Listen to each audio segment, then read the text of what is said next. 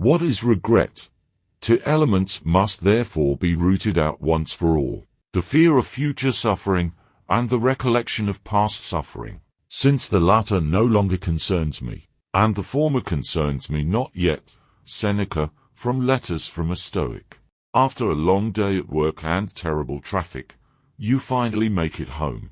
The stress has taken its toll, and you're exhausted, bored, and frustrated with the day's events all at once. You walk into your kitchen to find a heaping pile of dishes, something you asked your spouse to take care of this morning, yet they're relaxing in front of the TV as if nothing's wrong.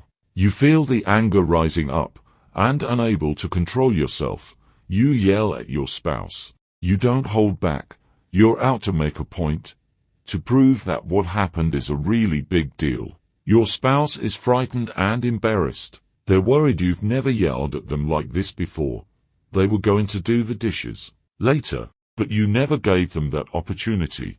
The day's been long for them too, yet you didn't care. They just wanted to have a nice night with you, but now that's ruined. Later that night, you finally start to understand what losing your temper has cost you. You know you shouldn't have said what you said. You should have been more considerate. You should have acted differently. You regret your choices. Maybe for you it wasn't a pile of dishes that set you off.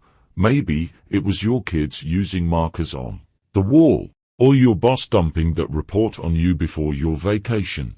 Regardless of the scenario, we've all lost it at some point, and we've all felt the pang of regret. The Stoics would define regret as the moment when past events consume our present lives, when we dwell over things we have no control over, when we resist our fate. Marcus Aurelius argued that we must be satisfied with what we have, and accept the present all of it. Regret is the contrary, when we're not satisfied with what we have, when we reject what we've been given. Seneca said we often suffer more in imagination than in reality. He was saying that regret is no more than an emotion of our imagination.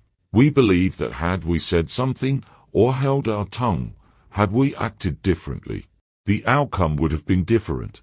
Marcus Aurelius carried a similar mindset and provided a solution to this problem. External things are not the problem. It is your assessment of them, which you can erase right now. Let's take another look at that fight you had with your spouse. Your regrets are not about the actual dishes or your spouse, it's about your perception of expectations. You expected your spouse to have the dishes done when you got home, so you believe it should have been different, and had it been different, you would be better off. So does that mean it's your spouse's fault?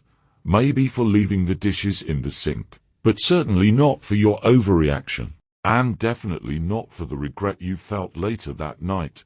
Regret is an internal problem, to be both diagnosed and treated by ourselves. We must learn to look past these self-focused emotions and master our feelings of regret. This post aims to help you understand your emotions, use the past to your advantage, and conquer your biggest regrets.